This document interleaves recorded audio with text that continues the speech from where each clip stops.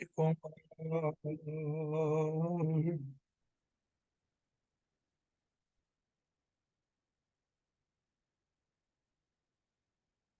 एक ओंकार सतनाम करता पुरख निरभव निर्वैर अकाल मूरत अजूनी सैभं गुर प्रसाद। वाहगुरु वाहगुरु वाहगुरु वाहगुरु वाहगुरु। वाहिगुरु जी का खालसा वाहिगुरु जी की फतेह।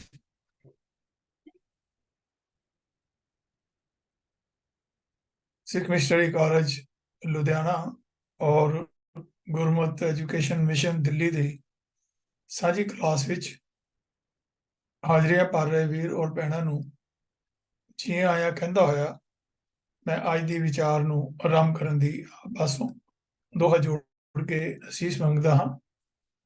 ਆਓ ਅੱਜ ਜਿਸ ਵਿਸ਼ੇ ਨਾਲ ਆਪਾਂ ਸਾਂਝ ਪਾਉਣੀ ਹੈ ਸਾਰਿਆਂ ਨੇ, ਉਹ ਹੈ ਕਿ ਰਹਿਤ ਦਾ ਕਨਸੈਪਟ ਗੁਰਮਤ ਅਨੁਸਾਰ ਕੀ ਹੈ।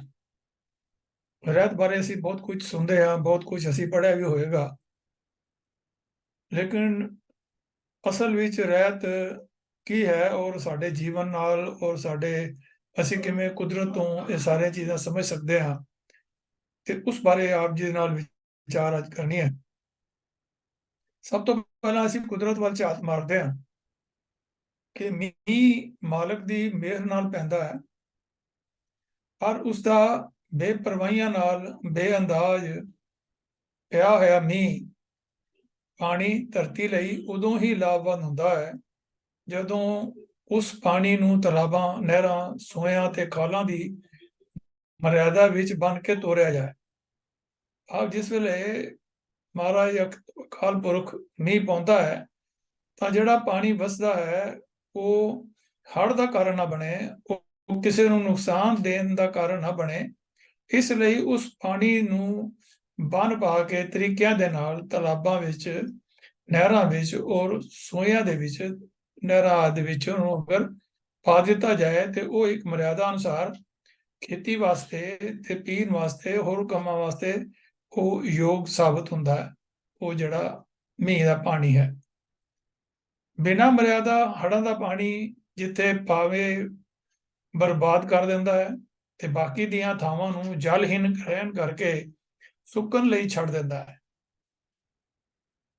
ਬਾਕੀ ਦੀਆਂ ਥਾਵਾਂ ਨੂੰ ਜਲਹੀਨ ਰਹਿ ਕੇ ਉਹ ਸੁੱਕਣ ਲਈ ਕਰ ਦਿੰਦਾ ਹੈ, ਕਿਉਂਕਿ ਉੱਥੇ ਪਾਣੀ ਨਹੀਂ ਪਹੁੰਚੇਗਾ। ਬਿਨ ਜਿਹੜੇ ਉਦੋਂ ਪਾਣੀ ਤੋਂ ਬਿਨ ਜਲ ਸਾਖ ਕੁਮਰਾਵਤੀ ਉਪਜੇ ਨਹੀਂ ਤਾਂ, ਤੇ ਜਿਹੜੀ ਖੇਤੀ ਹੈ ਉਹ ਪਾਣੀ ਤੋਂ ਬਿਨਾਂ ਸੁੱਕ ਜਾਂਦੀ ਹੈ। ਇਹੋ ਹੀ ਹਾਲਤ ਸੰਸਾਰ ਦੀ ਹਰ ਇੱਕ ਚੀਜ਼ ਦਾ ਹੈ, ਹਰ ਇੱਕ ਸ਼ਕਤੀ ਦਾ ਹੈ। ਕੀ ਹਵਾ, ਕੀ ਅੱਗ, ਕੀ ਬਿਜਲੀ ਤੇ ਕੀ ਭਾਪ ਹਰ ਇੱਕ ਮਰਿਆਦਾ ਵਿੱਚ ਬੱਝ ਕੇ ਹੀ ਲਾਭਕਾਰੀ ਹੁੰਦੀ ਹੈ। ਬੇਮਰਿਆਦਾ ਚੀਜ਼ ਸੰਸਾਰ ਨੂੰ ਸੁੱਖ ਨਹੀਂ ਦਿੰਦੀ, ਸਗੋਂ ਦੁੱਖ ਦਿੰਦੀ ਹੈ। ਅਸਲੀ ਕਾਰਨ ਇਹ ਹੈ ਕਿ ਕਰਤਾ ਪੁਰਖ ਨੇ ਜਗਤ ਖੁਦ ਮਿੱਤ ਤੇ ਮਰਿਆਦਾ ਵਿੱਚ ਬਣਿਆ ਹੈ। ਇਹ ਧਰਮਖੰਡ ਸਾਰੇ ਦਾ ਸਾਰਾ ਹੀ ਨਿਯਮਾਂ ਵਿੱਚ ਹੈ। ਇੱਥੋਂ ਦੀਆਂ ਰਾਤਾਂ, ਰੁੱਤਾਂ, ਹਿੱਤਾਂ, ਵਾਰਾਂ ਆਦਿ ਸਭ ਨਿਯਮ ਵਿੱਚ ਚੱਲ ਰਹੇ ਹਨ, ਤੈਅ ਧਰਮ ਦੇ ਅਧੀਨ ਹਨ। ਸੂਰਜ ਤੇ ਚੰਦ ਕਿਸ ਤਰ੍ਹਾਂ ਆਪਣੀ ਵੱਜਵੀਂ ਚਾਲ ਦੇ ਅਨੁਸਾਰ ਯੁਗਾਂ ਤੋਂ ਚੱਲ ਰਹੇ ਹਨ। ਕਿਸ ਕਿਸ ਚੀਜ਼ ਦੀ ਵਿਚਾਰ ਕਰੀਏ, ਓੜਕ ਇਹ ਕਹਿਣਾ ਪੈਂਦਾ ਹੈ, ਅੰਤ ਨੂੰ ਇਹ ਕਹਿਣਾ ਪਏਗਾ ਕਿ ਸੰਸਾਰ ਦੀ ਹਰ ਇੱਕ ਹਸਤੀ ਦੀ ਚਾਲ ਕਿਸੇ ਨਾ ਕਿਸੇ ਨਿਯਮ ਵਿੱਚ ਹੀ ਬੱਝੀ ਹੋਈ ਹੈ। ਨਿਯਮ ਉਖੜਨਾ, ਚਾਲੋਂ ਬੇਚਾਲ ਹੋਣਾ ਹੈ ਤੇ ਬੇਚਾਲ ਜੀਵਨ ਮੌਤ ਦੇ ਮੂੰਹ ਵੱਲ ਲੈ ਜਾਂਦਾ ਹੈ। ਅਸੀਂ ਰੋਜ਼ ਦੇਖਦੇ ਹਾਂ ਕਿ ਆਕਾਸ਼ ਮੰਡਲ ਵਿੱਚ ਚਾਲੋਂ ਉਖੜੇ ਹੋਏ ਬੜੇ ਸਿਤਾਰੇ ਅੱਖ ਦੇ ਪਲਕਾਰੇ ਵਿੱਚ ਹੀ ਜਿਹੜੇ ਹਨ ਉਹ ਟੁੱਟ ਕੇ ਤੇ ਨਸ਼ਟ ਹੋ ਜਾਂਦੇ ਹਨ। ਅਸਮਾਨ ਦੇ ਵਿੱਚ ਨਿਯਮਬੱਧ ਦੀ ਚਾਲ ਵਿੱਚ ਰਹਿਣਾ ਹੀ ਸਾਰੀ ਕਲਾ ਦੀ ਦੁਨੀਆ ਮਕੈਨੀਕਲ ਦਾ ਭੇਦ ਹੈ। ਛੋਟੀ ਜਿਹੀ ਘੜੀ ਤੋਂ ਲੈ ਕੇ ਵੱਡੇ ਵੱਡੇ ਸਟੀਮ ਇੰਜਨਾਂ, ਰਾਕਟਾਂ ਤੱਕ ਇਹ ਸਾਰੇ ਦੇ ਸਾਰੇ ਨਿਯਮ ਪਰ ਚਾਲ ਵਿੱਚ ਹੀ ਕੰਮ ਦੇ ਸਕਦੇ ਹਨ। ਚਾਲ ਉਖੜੀ ਨਹੀਂ ਤੇ ਕੀਮਤੀ ਚੀਜ਼ਾਂ ਕਬਾੜੀਏ ਦੀ ਦੁਕਾਨ ਤੇ ਸੁੱਟੀਆਂ ਜਾਂਦੀਆਂ ਹਨ। ਬਿਲਕੁਲ ਇਹੋ ਹੀ ਨਿਯਮ ਜਾਨਦਾਰਾਂ ਦੀ ਦੁਨੀਆ ਵਿੱਚ ਵੀ ਕੰਮ ਕਰ ਰਿਹਾ ਹੈ। ਇੱਕ ਕੀੜੀ ਤੋਂ ਲੈ ਕੇ ਹਾਥੀ ਤੱਕ ਤੇ ਖੂਨ ਦੇ ਮਾਮੂਲੀ ਕੀੜੇ ਤੋਂ ਲੈ ਕੇ ਮਨੁੱਖ ਤੱਕ ਸੰਜਮ ਵਿੱਚ ਬੱਧੇ ਹੀ ਜੀਵਨ ਸਹੀ ਚਾਲ ਚੱਲ ਸਕਦੇ ਹਨ। ਸੰਜਮ ਰਹਿਤ ਜੀਵਨ ਰੋਗਾਂ ਦਾ ਸ਼ਿਕਾਰ ਤੇ ਮੌਤ ਦਾ ਜਿਹੜਾ ਹੈ ਉਹ ਗ੍ਰਾਸ ਬਣ ਜਾਂਦਾ ਹੈ। ਵੱਡੇ ਤੋਂ ਵੱਡਾ ਤੇ ਉੱਚੇ ਤੋਂ ਉੱਚਾ ਜੀਵਨ ਵੀ ਸੰਜਮ ਤੋਂ ਉਖੜਿਆ ਹੋਇਆ ਜਿਹੜਾ ਹੈ ਉਹ ਖਿੰਡ ਜਾਂਦਾ ਹੈ। ਇਹ ਵੀ ਗੱਲ ਯਾਦ ਰੱਖਣ ਵਾਲੀ ਹੈ ਕਿ ਜਿੰਨੀ ਕੋਈ ਚੀਜ਼ ਜ਼ਿਆਦਾ ਕੀਮਤੀ ਹੈ ਉਨੀ ਹੀ ਉਹ ਵਧੇਰੇ ਜਿਹੜੀ ਹੈ ਸੰਭਾਲ ਮੰਗਦੀ ਹੈ। ਜਿਤਨਾ ਕੋਈ ਜੀਵਨ ਵਧੇਰਾ ਉਚੇਰਾ ਹੈ ਉਤਨਾ ਹੀ ਉਹ ਸੰਜਮ ਦਾ ਵਧੇਰਾ ਅਧਿਕਾਰੀ ਹੈ। ਇਹ ਦੇਖਿਆ ਹੈ ਕਿ ਸਤਿਗੁਰਾਂ ਨੇ ਨਵੇਂ ਮਨੁੱਖ ਨੂੰ ਬਹੁਤ ਉਚੇਰਾ ਜੀਵਨ ਦਿੱਤਾ ਹੈ। ਉਚੇਰਾ ਕੀ, ਸਗੋਂ ਮੁਕੰਮਲ ਜੀਵਨ ਦਿੱਤਾ ਹੈ। ਉਚੇਰੇ ਜੀਵਨ ਲਈ ਨਿਯਮਾਂ ਦਾ ਨਿਭਾਉਣਾ ਤੇ ਸੰਜਮ ਨੂੰ ਸਾਂਭੀ ਰੱਖਣਾ ਵੀ ਉਤਨਾ ਹੀ ਜ਼ਰੂਰੀ ਤੇ ਉਚੇਰਾ ਹੈ। ਸੰਸਾਰ ਦੀ ਬਾਜੀਗਰੀ ਵਿੱਚ ਜਿਸ ਨੂੰ ਰਚਨਹਾਰ ਨੇ ਖੁਦ ਅਖਾੜਾ ਬਣਾਇਆ ਹੈ, ਅਗਾਂਹ ਵਧੂਆਂ ਲਈ ਕਦਮ ਤੇ ਰੋਕਾਂ ਹਨ, ਰੁਕਾਵਟਾਂ ਹਨ। ਇਹਨਾਂ ਰੋਕਾਂ ਨੂੰ ਪਾਰ ਕਰਕੇ ਹੀ ਜੀਵਨ ਦੀ ਸਫਲਤਾ ਹਾਸਲ ਹੁੰਦੀ ਹੈ। ਇਸ ਪੰਥ ਵਿੱਚ ਪੈਰ ਪੈਰ ਤੇ ਠਾਠਾਂ ਮਾਰਦੇ ਦਰਿਆ ਪੈਂਦੇ ਹਨ। ਉਹਨਾਂ ਨੂੰ ਠਿਲ ਕੇ ਪਾਰ ਲੰਘਣਾ ਹੀ ਜਿਹੜਾ ਹੈ ਉਹ ਮਰਦੋਪੁਣਾ ਹੈ। ਇਹਨਾਂ ਰੋਕਾਂ ਨੂੰ ਪੁਰਾਤਨਤਾ ਨੇ ਬੈਰੂਨੀ ਵਿਅਕਤੀ ਕਲਪ ਕਰ ਬਿਆਨ ਕੀਤੀ ਸੀ। ਉਹਨਾਂ ਨੇ ਸੋਚਿਆ ਸੀ ਕਿ ਸ਼ੈਤਾਨ ਰੱਬ ਨਾਲ ਰੁੱਸੇ ਬੰਦੇ ਨੂੰ ਗੁੰਮਰਾਹ ਕਰਨ ਤੇ ਕਲਯੁਗ ਆਪਣਾ ਰਾਜ ਸਥਾਪਨ ਕਰਨ ਲਈ ਮਨੁੱਖ ਨੂੰ ਫਰਮਾਨ ਵਿੱਚ ਤੁਲਿਆ ਹੋਇਆ ਹੈ। ਪਰੰਤੂ ਨਵੇਂ ਮਨੁੱਖ ਜੀਵਨ ਵਿੱਚ ਇਹ ਸਮਝਾਇਆ ਗਿਆ ਕਿ ਤੂੰ ਜੋ ਸਰੂਪ ਹੈ ਤੇ ਤੈਥੋਂ ਆਕੀ ਹੋ ਕੇ ਕੋਈ ਦੂਜਾ ਤੇਰਾ ਮੁਕਾਬਲਾ ਨਹੀਂ ਕਰ ਸਕਦਾ। ਹਾਂ, ਜੇ ਤੂੰ ਹੀ ਕੁਸੰਗਤ ਕਰਕੇ ਆਪਣਾ ਆਪ ਭੁੱਲ ਜਾਵੇਂ ਤਾਂ ਭੁੱਲ ਵਿੱਚੋਂ ਅੰਧੇਰਾ ਪੈਦਾ ਹੋਵੇਗਾ ਤੇ ਅੰਧੇਰੇ ਵਿੱਚ ਠੋਕਰਾਂ ਜ਼ਰੂਰ ਲੱਗਣਗੀਆਂ। ਇਹ ਆਪੇ ਦੀ ਭੁੱਲ ਤੋਂ ਪੈਦਾ ਹੋਇਆ ਅੰਧੇਰਾ ਹੀ ਹਉਮੈ ਹੈ। ਇਸ ਨੇ ਹੀ ਚੌਹਾਂ ਵਰਨਾਂ ਨੂੰ ਜਿਹੜਾ ਹੈ ਆਪਣੇ ਕੰਟਰੋਲ ਵਿੱਚ ਕੀਤਾ ਹੋਇਆ ਹੈ, ਫਰਮਾਇਆ ਹੋਇਆ ਹੈ। 6 ਦਰਸ਼ਨਾਂ ਨੂੰ ਮੰਨਣ ਵਾਲੇ ਸਾਧੂਆਂ ਨੂੰ ਵੀ ਆਪਣੇ ਕਾਬੂ ਵਿੱਚ ਕੀਤਾ ਹੋਇਆ ਹੈ। ਬੜੇ ਬੜੇ ਸੁੰਦਰ ਸੁਘੜ ਸਰੂਪ ਤੇ ਸਿਆਣੇ ਮਨੁੱਖ ਵੀ ਇਸ ਦੇ ਛਲ ਵਿੱਚ ਆ ਕੇ ਹੈਰਾਨ ਹੋ ਰਹੇ ਹਨ ਤੇ ਪਰੇਸ਼ਾਨ ਹੋ ਰਹੇ ਹਨ। ਜਿਸ ਤਰ੍ਹਾਂ ਹਨੇਰੇ ਵਿੱਚ ਆਪਣੇ ਹੀ ਮਨ ਦੀ ਕਮਜ਼ੋਰੀ ਕਰਕੇ ਮਨੁੱਖ ਨੂੰ ਭਾਂਤ ਦੀਆਂ ਪਿਆਵਲੀਆਂ ਮੂਰਤੀਆਂ ਦਿਸ ਆਉਂਦੀਆਂ ਹਨ, ਉਦਾਂ ਹੀ ਇਹ ਮਹਾਮੋਹ ਵੀ ਭੁੱਲੇ ਹੋਏ ਮਨੁੱਖ ਦੇ ਸਾਹਮਣੇ ਕਮਜ਼ੋਰੀਆਂ, ਮਾਯੂਸੀਆਂ ਤੇ ਤਰੁੱਟੀਆਂ ਦੀਆਂ ਫੌਜਾਂ ਲਿਆ ਖਿਲਾਰਦਾ ਹੈ। 5 ਤਾਂ ਇਸ ਦੇ ਮਸ਼ਹੂਰ ਸੈਨਾਪਤੀ ਹਨ ਕਿ ਜੇ ਮਨੁੱਖ ਸੁਚੇਤ ਨਾ ਰਹੇ ਤਾਂ ਉਹ ਉਸਦੇ ਅੰਦਰੋਂ ਅੰਮ੍ਰਿਤ ਦੀ ਦਾਤ ਹੀ ਲੁੱਟ ਲੈਂਦੇ ਹਨ। ਅੰਮ੍ਰਿਤਹੀਨ ਜੀਵਨ ਤੇ ਮੌਤ ਦਾ ਤਾਂ ਸੁੱਤੇ ਆ ਹੀ ਜਾਣੀ ਹੋਈ। ਇਸ ਲਈ ਸੁੱਤਾ ਹੋਇਆ ਜੀਵਨ ਹੀ ਜਿਉਣ ਨਾਲੋਂ ਵੱਖਰਾ ਹੋ ਖਲੋਂਦਾ ਹੈ। ਭਾਵੇਂ ਕਿਤਨਾ ਹੀ ਬੁੱਧੀਵਾਨ, ਪੜ੍ਹਿਆ ਲਿਖਿਆ, ਸ਼ਾਸਤਰਾਂ ਦਾ ਗਿਆਤਾ ਕਿਉਂ ਨਾ ਹੋਵੇ, ਜੀਵਨ ਨੂੰ ਦੁੱਖਾਂ ਦੀ ਰਾਸ ਬਣਾ ਲੈਂਦਾ ਹੈ। ਗੱਲ ਕੀ, ਸੰਜਮਹੀਨ ਨਿਯਮਾਵਲੀ ਤੋਂ ਉਖੜਿਆ ਹੋਇਆ ਜੀਵਨ ਸੁਸਤ ਹੋ ਜਾਂਦਾ ਹੈ ਤੇ ਨਿੰਦਰਾ ਵਾਲਾ ਉਹ ਮਹਾਮੋਹ ਦੇ ਵਸ ਪੈ ਮੌਤ ਵੱਲ ਤੁਰ ਪੈਂਦਾ ਹੈ। ਪਰ ਨਵੇਂ ਮਨੁੱਖ ਖਾਲਸੇ ਨੂੰ ਤਾਂ ਅਮਰ ਬਣਾਇਆ ਗਿਆ ਹੈ। ਇਸ ਲਈ ਉਸ ਦਾ ਤਾਂ ਮੁੱਖ ਫਰਜ਼ ਹੈ ਕਿ ਉਹ ਅਮਰ ਜੀਵਨ ਨੂੰ ਕਾਇਮ ਰੱਖੇ। ਪਰ ਉਹ ਰਹਿ ਤਾਂ ਸਕਦਾ ਹੈ ਜੇ ਜੀਵਨ ਦੇ ਨਿਯਮ ਤੇ ਸੰਜਮ ਪੂਰੇ ਨਿਭਾਏ। ਇਹਨਾਂ ਨਿਯਮਾਂ ਤੇ ਸੰਜਮਾਂ ਦੇ ਇਕੱਠ ਦਾ ਨਾਮ ਹੀ ਰਹਿਤ ਹੈ। ਰਹਿਤ ਦੇ ਅਖਰੀ ਅਰਥ ਹਨ ਰਹਿਣ ਦਾ ਤਰੀਕਾ। ਹਰ ਜੀਵਨ ਆਪਣੀ ਰਹਿਤ ਰਹਿ ਕੇ ਹੀ ਰਹਿ ਸਕਦਾ ਹੈ। ਮਨੁੱਖ ਜੀਵਨ ਵੀ ਤਾਂ ਹੀ ਬਚਦਾ ਹੈ ਜੇ ਉਹ ਮਨੁੱਖਾ ਜੀਵਨ ਦੀ ਰਹਿਤ ਰਹੇ। ਬਿਨਾਂ ਰਹਿਤ ਤੋਂ ਬੇਸੰਜਮਾ ਜੀਵਨ ਵਿਚਾਰਾਂ ਦਾ ਸ਼ਿਕਾਰ ਹੋ ਜਾਵੇਗਾ। ਭੁਲੇਖੇ ਦੀ ਦੁਨੀਆ ਵਿੱਚ ਵਿਕਾਰ ਪੈਰ ਪੈਰ ਤੇ ਹਨ, ਪਰ ਜਿਨ੍ਹਾਂ ਨੇ ਗੁਰਪੁਰੇ ਦਾ ਆਧਾਰ ਸ਼ਬਦ ਸੁਣਿਆ ਹੈ ਤੇ ਉਹ ਰਹਿਤ ਵਿੱਚ ਰਹੇ, ਉਹਨਾਂ ਦਾ ਜੀਵਨ ਚੜ੍ਹਦੀਆਂ ਕਲਾ ਵਿੱਚ ਹੋ ਜਾਂਦਾ ਹੈ ਤੇ ਵਿਕਾਰ ਉਹਨਾਂ ਨੂੰ ਜਿੱਤਣ ਤੋਂ ਰਹਿ ਜਾਂਦੇ ਹਨ। ਇਹੀ ਕਾਰਨ ਹੈ ਕਿ ਸਤਿਗੁਰੂ ਨੇ ਰਹਿਤ ਨੂੰ ਬਹੁਤ ਪਸੰਦ ਕੀਤਾ ਹੈ। ਆਪ ਨੇ ਫਰਮਾਇਆ ਹੈ ਕਿ ਜੋ ਰਹਿਤ ਵਿੱਚ ਰਹਿੰਦਾ ਹੈ ਉਹ ਖਾਲਸਾ ਮੇਰਾ ਸਿਰਤਾਜ ਹੈ। ਇਨ ਪੰਚਨ मेरो मन जो बिगाड़ियो, पल पल हर जी ते अंतर पारियो। जद देखूं तद दुख की राशि, अजो ना पत्याए निगम पयो साथी। निगम पए साखी, रहत रहत रह जाए बिकारा, गुरपुरे के शब्द अपारा। अते रह नहीं रहे सोई सिख मेरा, ओ साहिब मैं उसका चेहरा। तो ਇਹੋ ਜਿਹੇ ਬਚਨ ਜਿਹੜੇ ਹਨ ਸਾਨੂੰ ਰਹਿਤਨਾਮਿਆਂ ਵਿੱਚੋਂ ਵੀ ਮਿਲਦੇ ਹਨ ਕਿ ਉਸ ਰਹਿਤਨਾਮੇ ਵਿੱਚ ਵੀ ਸਾਨੂੰ ਸਿੱਖੀ ਦੇ ਨਾਲ ਜੁੜਨ ਦੀ ਪ੍ਰੇਰਨਾ ਜਿਹੜੀ ਹੈ ਉਹ ਕੀਤੀ ਹੋਈ ਹੈ। ਰਹਿਤ ਹੀ ਖਾਲਸੇ ਦੇ ਜੀਵਨ ਦੀ ਜਿਹੜੀ ਹੈ ਉਹ ਨਿਯਮਾਵਲੀ ਹੈ। ਇਸ ਵਿੱਚ ਵਜਾ ਹੋਇਆ ਹੀ ਸਿੰਘ ਦਾ ਅਮਰ ਜੀਵਨ ਜਗਤ ਕਲਿਆਣਕਾਰੀ ਹੋ ਸਕਦਾ ਹੈ। ਸਿੰਘ ਜੀਵਨ ਸ਼ਖਸੀ, ਪੰਥਕ ਤੇ ਜਗਤ ਵਰਤੋਂ ਤਿੰਨਾਂ ਹਿੱਸਿਆਂ ਵਿੱਚ ਜਿਹੜਾ ਹੈ ਉਹ ਵੰਡਿਆ ਹੋਇਆ ਹੈ। ਇਸ ਲਈ ਤਿੰਨਾਂ ਕਿਸਮਾਂ ਦੀ ਰਹਿਤ ਹੀ ਸਿੰਘ ਲਈ ਵੀ ਮੁਕਰਰ ਕੀਤੀ ਗਈ ਹੈ। ਤੋ ਇਸ ਬਾਰੇ ਵੀ ਸਾਨੂੰ ਸੁਚੇਤ ਹੋਣ ਦੀ ਲੋੜ ਹੈ ਕਿ ਇਹ ਰਹਿਤ ਜਿਹੜੀ ਹੈ ਉਹ ਸ਼ਖਸੀ ਰਹਿਤ ਦੇ ਬਾਰੇ ਅਸੀਂ ਹੁਣ ਗੱਲ ਕਰਾਂਗੇ ਕਿ ਰਹਿਤ ਨੂੰ ਅਸੀਂ ਸਮਝ ਲਿਆ ਕਿ ਰਹਿਤ ਕੀ ਹੈ ਤੇ ਹੁਣ ਸ਼ਖਸੀ ਰਹਿਤ ਕੀ ਹੈ। ਤੋ ਰਹਿਤ ਦਾ ਕਥਨ ਕਰਦਿਆਂ ਹੋਇਆਂ ਪਿੱਛੇ ਜੇ ਇਹ ਗੱਲ ਆ ਚੁੱਕੀ ਹੈ ਕਿ ਰਹਿਤ ਜੀਵਨ ਨਿਯਮਾਵਲੀ ਹੈ। ਇਸ ਵਿੱਚ ਬੱਝ ਕੇ ਹੀ ਜੀਵਨ ਸੱਤਾ ਮਨੁੱਖ ਜੀਵਨ ਦੀ ਨਿਜ ਕਲਿਆਣ ਤੇ ਜਗਤ ਸੇਵਾ ਕਰ ਸਕਦੀ ਹੈ। ਜੀਵਨ ਵਿੱਚ ਸਿੱਖ ਦੇ ਤਿੰਨ ਰੂਪ ਹੋਏ ਹਨ। ਪਹਿਲਾ ਆਪਣੇ ਨਿਜ ਸਰੂਪ ਵਿੱਚ, ਦੂਜਾ ਆਪਣੇ ਪੰਥ ਵਿੱਚ ਤੇ ਤੀਜਾ ਮਨੁੱਖ ਮਾਤਰ ਨਾਲ ਵਰਤਣ ਵਾਲਾ ਜਗਤ ਰੂਪ ਵਿੱਚ। ਇਹਨਾਂ ਜੀਵਨ ਦੇ ਤਿੰਨਾਂ ਹੀ ਪਹਿਲੂਆਂ ਦੀ ਅੱਡੋ ਅੱਡ ਰਹਿਤ ਗੁਰਬਾਣੀ, ਇਤਿਹਾਸ ਤੇ ਰਹਿਤਨਾਮਿਆਂ ਵਿੱਚ ਆਈ ਹੈ। ਪਹਿਲਾ ਅੰਗ ਸ਼ਖਸੀ ਰਹਿਤ ਦਾ ਹੈ। ਗੁਰਬਾਣੀ ਅਨੁਸਾਰ ਸ਼ਖਸੀ ਰਹਿਤ ਦੋ ਹਿੱਸਿਆਂ ਵਿੱਚ ਵੰਡੀ ਹੋਈ ਹੈ।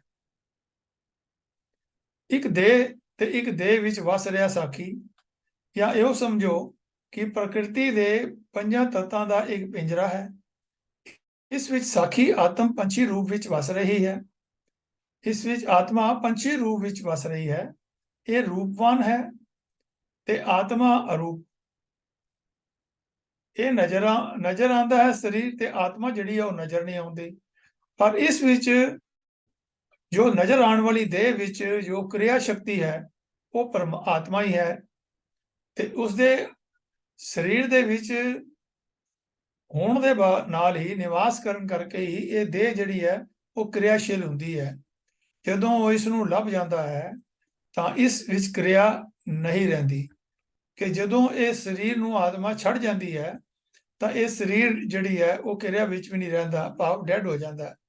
ਜਾਂ ਇਹੋ ਸਮਝੋ ਕਿ ਜਿਸ ਤਰ੍ਹਾਂ ਦੀਵਾ ਬੱਤੀ ਦੇ ਬਲਣ ਕਰਕੇ ਰੋਸ਼ਨ ਹੈ ਤੇ ਬੱਤੀ ਦੇ ਬੁਝ ਜਾਣ ਨਾਲ ਉਹ ਵਿਅਰਥ ਹੋ ਜਾਂਦਾ ਹੈ, ਪਰ ਇਹ ਵੀ ਜਾਣ ਲੈਣਾ ਚਾਹੀਦਾ ਹੈ ਕਿ ਜਿਸ ਤਰ੍ਹਾਂ ਦੀਵਾ ਬੱਤੀ ਬਿਨਾ ਵਿਅਰਥ ਹੈ, ਉਸੇ ਤਰ੍ਹਾਂ ਰੋਸ਼ਨੀ ਦਾ ਪ੍ਰਕਾਸ਼ ਵੀ ਦੀਏ ਤੇ ਬੱਤੀ ਬਿਨਾ ਜਗਤ ਸੁਖ ਦਾ ਕਾਰਨ ਨਹੀਂ ਬਣ ਸਕਦਾ। ਇਸ ਲਈ ਜਗਤ ਮਰਿਆਦਾ ਵਿੱਚ ਦੀਵੇ ਤੇ ਬੱਤੀ ਦੇ ਚਾਨਣ ਵਾਂਗ ਦੇਹ ਤੇ ਆਤਮਾ ਪਰਸਪਰ ਜੁੜੇ ਰਹਿਣੇ ਜ਼ਰੂਰੀ ਹਨ।